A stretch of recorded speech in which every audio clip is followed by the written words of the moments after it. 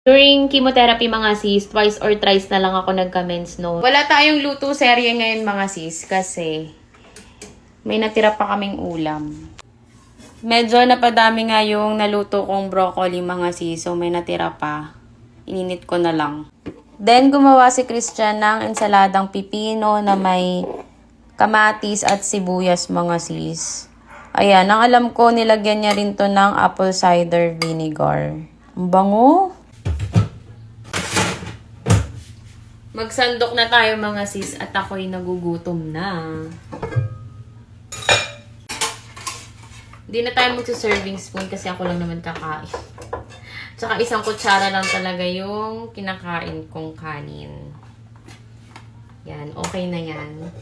Tingnan nyo, konti lang. And then,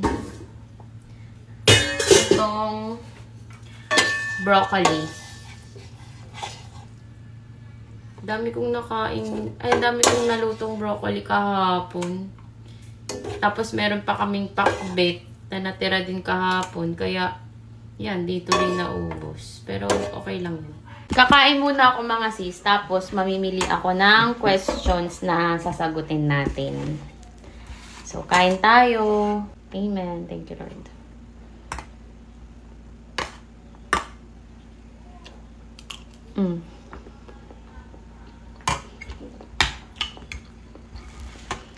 Yung ensaladang pipino.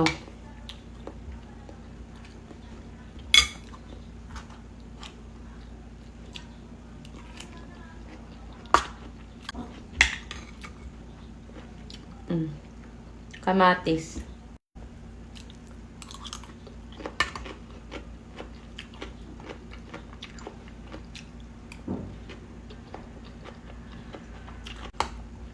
Pero alam niyo mga sis, sa gulay, gusto ko siyang kainin ng bagong luto. Hindi ko na siya bet kapag ka nakailang rehit na. Pero syempre, hindi tayo mayaman kaya hindi tayo magtatapon ng pagkain. Kailangan natin ubusin.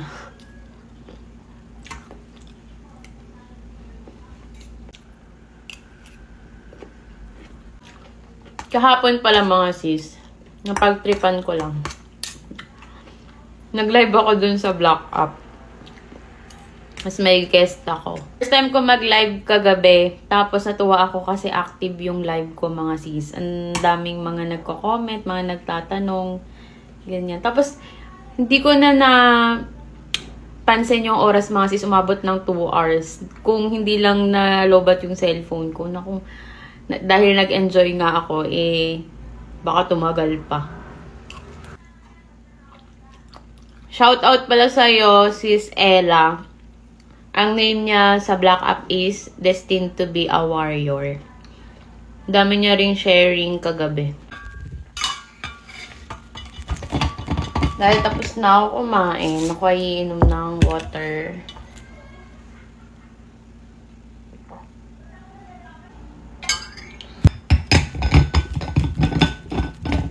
Okay, start na tayo mga sis. So, random question lang to. Kung ano lang kayanin ko ngayon. Sabi niya, hello sis, ano pong ginamit yung lotion nung nag-graduation po kayo? Salamat po sa pagsagot. Ang gamit ko nun mga sis is Cetaphil at saka Aveeno. Tapos yung cream na reseta ng doktor. Tapos pinalitan niya din pala ng Physiogel yung lotion ko. Kasi nga, very sensitive yung skin ko. Kaya parang 5 days pa lang nag-react na agad yung skin ko.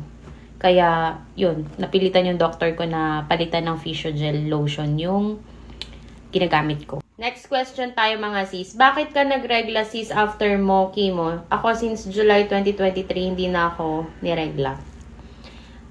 During chemo ko mga sis, nag-ireg na ako noon. Sa 8 cycles of chemo mga sis, parang twice or thrice na lang ako nagka-mens noon. Then after ng chemotherapy ko, nung na-complete ko na yung 8 cycles, nagka-mens ulit ako during radiation naman. October yun. So ngayon is January, hindi na ako dinadatnan. So siguro ganun talaga kapag ka medyo bata pa. And tinanong ko din naman yun sa on ko, kung normal lang naman daw yun. So Depende siguro, case-to-case basis. Next question tayo mga sis. Ay sis, natanong ko nga pala noong nag-chemo ka pala sis, na-stop na nga ba ang mens mo? So, halos parehas sila ng tanong, no? About sa menstruation. During chemotherapy mga sis, twice or thrice na lang ako nagka-mens noon. Tapos, nung nag-graduation ako, once lang yun. Yun na yung last ko mga sis, October yun. Tapos ngayon January, wala na. Di na ako nagkaka-mens. Next question tayo mga sis about to dun sa hair oil na ginagamit ko. Sabi niya, sis, kailan ka nag-start na maglagay ng oil sa ulo mo? Thanks po, ika-4th session ko na kasi ng chemo pero wala na ako buhok. Thanks. After ko makompleto yung 8 cycles chemo, dun pa ako nag-start mga sis na maglagay ng oil sa ulo ko kasi normal lang yan mga sis na once na complete nyo na yung 8 cycles or 6 cycles man, yun depende sa protocol sa inyo. Maglalagas pa yan after mga 3 weeks after ng last chemo nyo. Mapapansin nyo na maglalagas-lagas pa yan. So, normal lang yun. Next is, may insurance po kayo na gamit para sa treatment mo? Yes, kasi meron kaming health card sa company. So, ang laking tulong niya. Next, sis, nung nagpa-chemo ka, nagdala ka ba ng sarili mong kumot, blanket, o share naman mga dinala mo ng first chemo mo? Kailangan ba magdala? Oo, nagdala ako ng mga sis. Nagdala ako ng shawl. Hindi naman blanket, pero shawl na makapal. Jacket.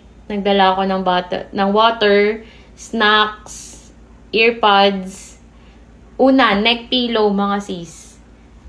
Kasi malamig dun sa chemo unit eh. Next is, ma'am, anong ginagamit mo na conditioner? Wala pa, mga sis. Hindi ako nagko-conditioner. Hair oiling lang talaga. Pero, may in-order ako. Paparating pa lang siya. Itatry ko naman yung conditioner ng Human Nature na rosemary pa din. Ang shampoo ko, mga sis, is rosemary. Pero, from Human Nature naman yun. Yung oil na ginagamit ko is from SNS Organic. So, magkaibang brand sila. Ito, last but not the least, mga sis. Sis, ganun katagal ang surgery mo noon? Painful ba after operation? Ilang days sa hospital? Curious lang po. Lapit na din surgery ko. Gusto ko lang malaman. Thank you in advance. Gano'ng katagal? Umabot daw ako ng 6 to 8 hours sa loob ng operating room. Then, ilang days sa hospital. Overnight lang mga sis.